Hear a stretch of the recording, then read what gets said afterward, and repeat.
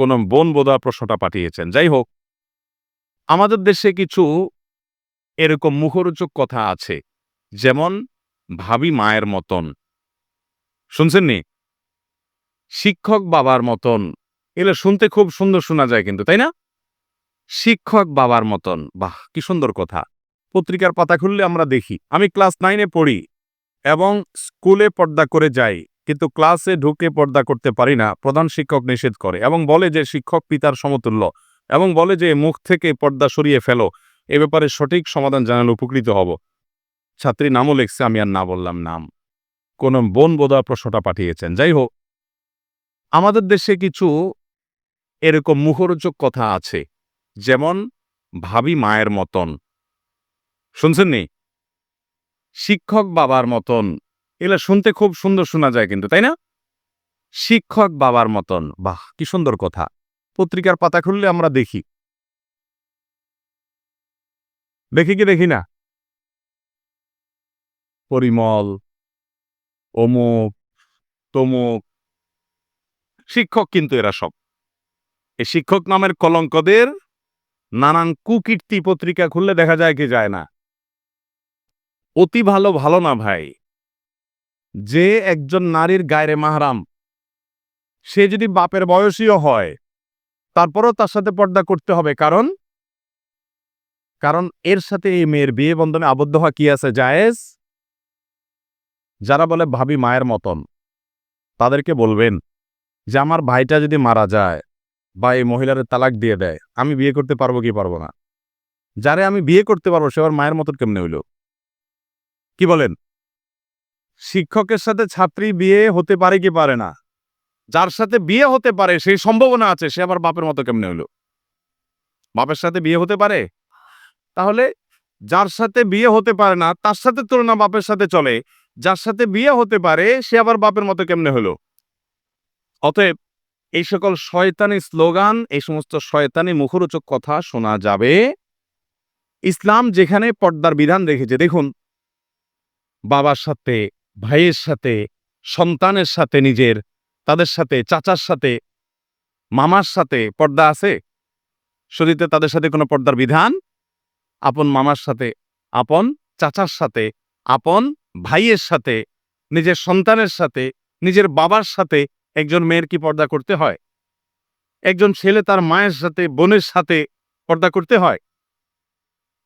যে জায়গায় রিস্ক নাই সেখানে ইসলাম বলছে পর্দা করার দরকার। এই জায়গাগুলোতে কি রিস্ক আছে? নাই।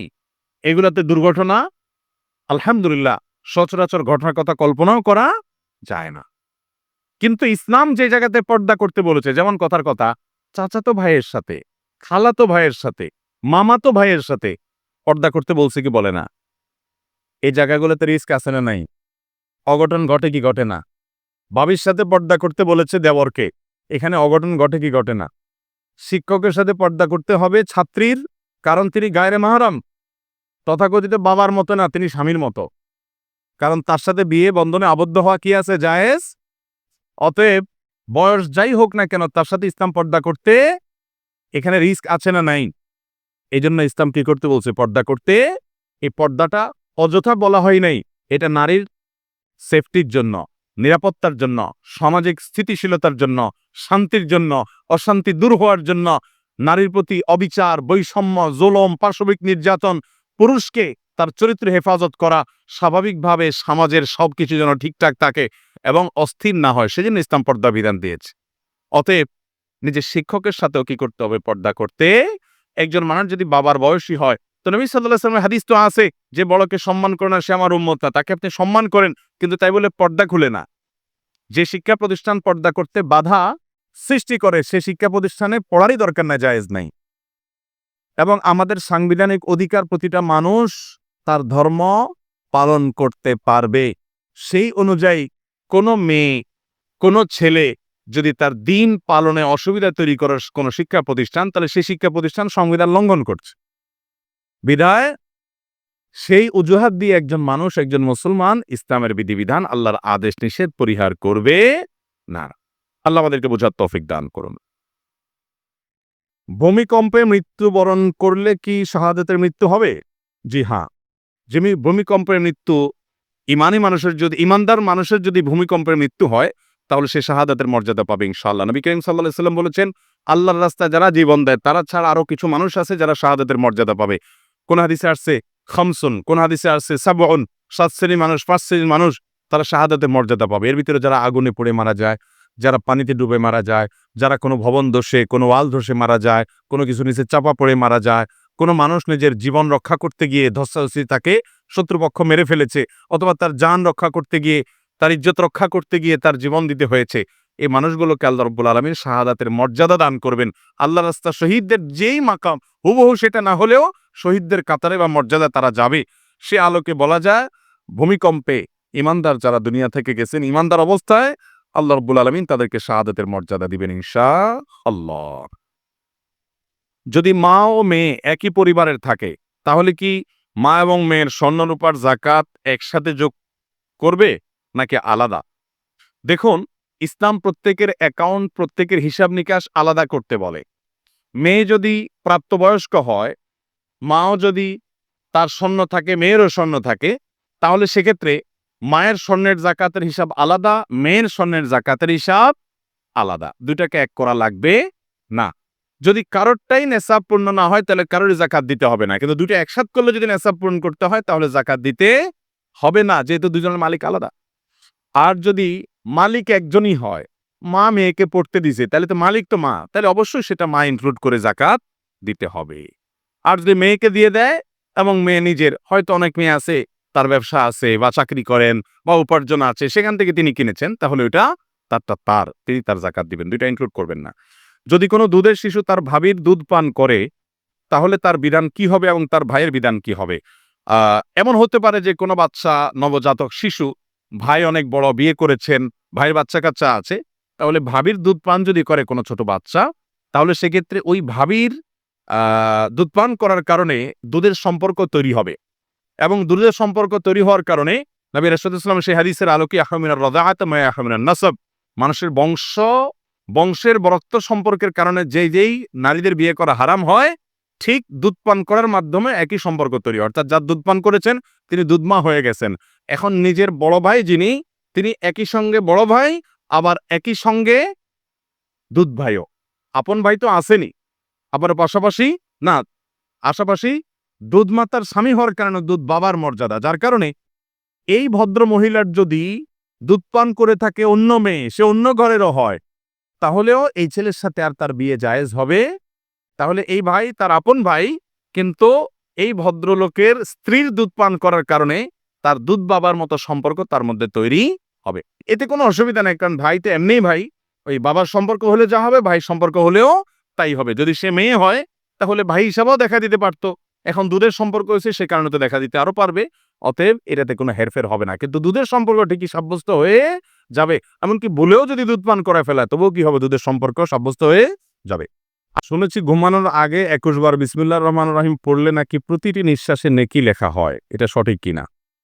না ভাই, এরকম কোনো কথা কোরআন হাদিসে কোথাও আছে বলে আমার জানা নাই যে ঘুমানোর আগে 21 বার বিসমিল্লাহ পড়লে প্রতি নিঃশ্বাসে নেকি লেখা হয়। আমাদের দেশে সত্য এবং সঠিক হাদিসের চেয়ে জাল এবং ভুয়া হাদিসই বেশি প্রচলিত, সব ক্ষেত্রে না, অনেক ক্ষেত্রে। যেমন এই যে রমজান সম্পর্কে একটা জাল হাদিস খুব জনপ্রিয় একটা জাল হাদিস আছে, সেটা কি, রমজানের সংবাদ যদি আপনি সবার আগে কাউকে দেন তাহলে আপনার জান্নাত নিশ্চিত। আছে না নাই? ওরে ভাই, এত সস্তা জান্নাত! এই জন্য যুবক পোলাপাইন যত আকাম কুকাম যা আছে সব করে নামাজ কালামের পড়ার দাঁড়ে নাই, শুধুমাত্র মেসেজ ইনবক্সে 10 জনকে পাঠায় দেয় আর জান্নাত নিশ্চিত করে ফেলায়। এত সস্তা জান্নাত!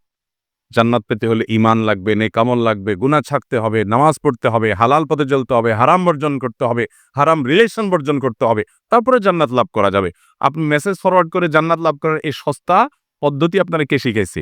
এরকম ভিত্তিহীন কথা আমাদের সমাজে অনেকে বলে, কি বলে না বলেন? বিশেষ করে রজব মাস শুরু হয়ে গেলে দেখা যায় এগুলা, যে ইনবক্সে পাঠিয়ে দিছে, ভাই অমুক তারিখ রমজান হবে। আরে ভাই, রজব মাসে তুমি জানলা কেমনে অমুক তারিখ রমজান হবে? শাবানে চাঁদ উঠবে না, বোঝা যাবে কোন দিন রমজান হবে? তার আগ পর্যন্ত তুমি কেমনে জানলা? তাহলে এগুলো ভিত্তিহীন কথা। এই যে শোয়ার সময় বিসমিল্লাহ 21 বার পড়লে প্রতি নিঃশ্বাসে নেকি লেখা হয় না, এরকম কোন হাদিস বিশুদ্ধভাবে নবী সাল্লাল্লাহু আলাইহি ওয়াসাল্লাম থেকে বর্ণিত হয়েছিল আমার জানা নাই। তবে এটা ঠিক যে বিসমিল্লাহির রহমানির রহিম এটা কোরআন কারিমের আয়াত, এটা পড়লে প্রতি অরপে আমরা সওয়াব পাবো, কিন্তু ওই যে পড়ে ঘুমায় যাবো আর অটোমেটিক প্রতি নিঃশ্বাসে নিঃশ্বাসে নেকি লেখা হবে, এই কথা হাদিস দ্বারা প্রমাণিত নয়। ভূমিকম্প হলে করণীয় কি? খুবই প্রয়োজনীয় প্রশ্ন। ভূমিকম্প আল্লাহ না করুন যদি আমরা এর মধ্যে পড়ে যাই কেউ, তাহলে ভূমিকম্প শুরু হলে আমরা কি করব? কোরআন এবং হাদিস আমাদেরকে কি বলে?